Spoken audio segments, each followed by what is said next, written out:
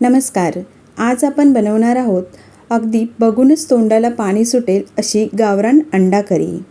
तर इथे मी अंडा करी बनवण्यासाठी एका पॅनमध्ये 1 चमचा तेल गरम करून घेतलं आहे. यामध्ये आपल्याला कांदा, लसूण, आलं आणि सुकं खोबरं भाजून घ्यायचं आहे. सुरुवातीला आपण कांदा भाजून घेऊया.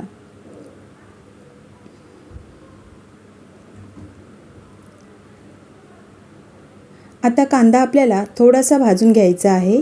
मग यामध्ये लसूण आणि आलं घालायचं आहे.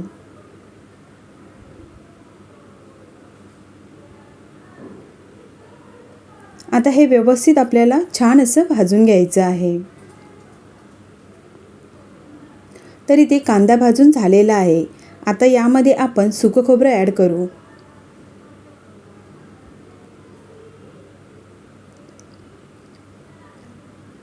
आता हे खोबरं आपल्याला तांबूस रंगावर व्यवस्थित भाजून घ्यायचं आहे.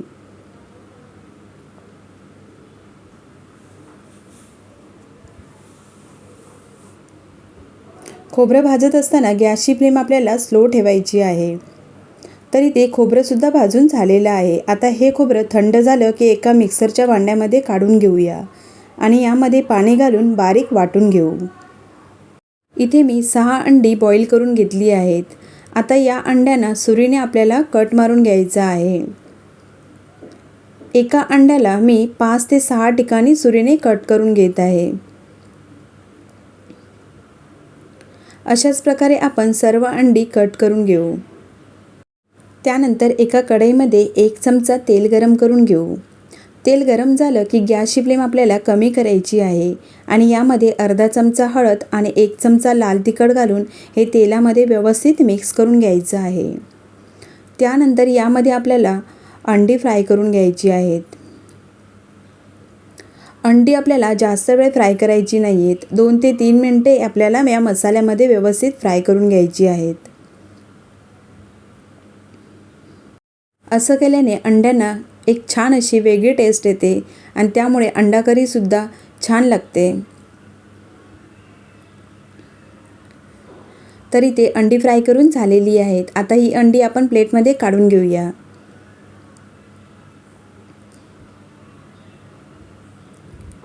आता हा जो मसाला राहिला आहे त्यामध्येच आपण 1 चमचा तेल ॲड करू. आता यामध्ये 7 ते 8 कढीपत्त्याची पानं.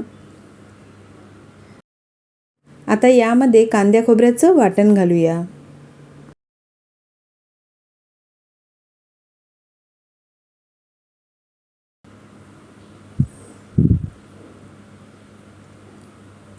हे वाटण आपल्याला तेलामध्ये छान असं फ्राय करून घ्यायचं आहे.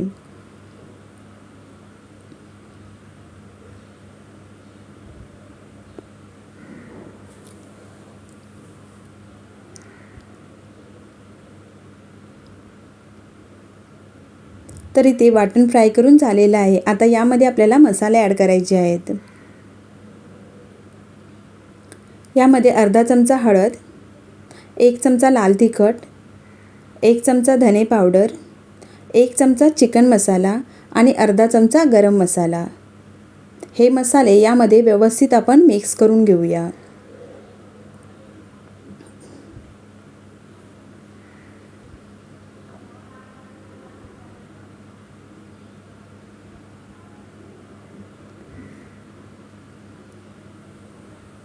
आता यामध्ये गरम पाणी घालायचं आहे.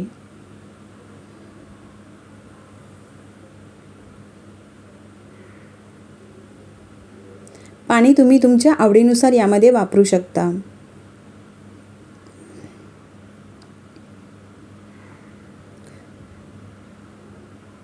त्यानंतर यामध्ये मीठ घालून यावर झाकण ठेवून स्लो फ्लेमवर याला उकळी येईपर्यंत शिजवून घ्यायचं आहे. तरी ते छान अशी उकळी आलेली आहे. आता यामध्ये आपण फ्राय केलेली अंडी ॲड करूया.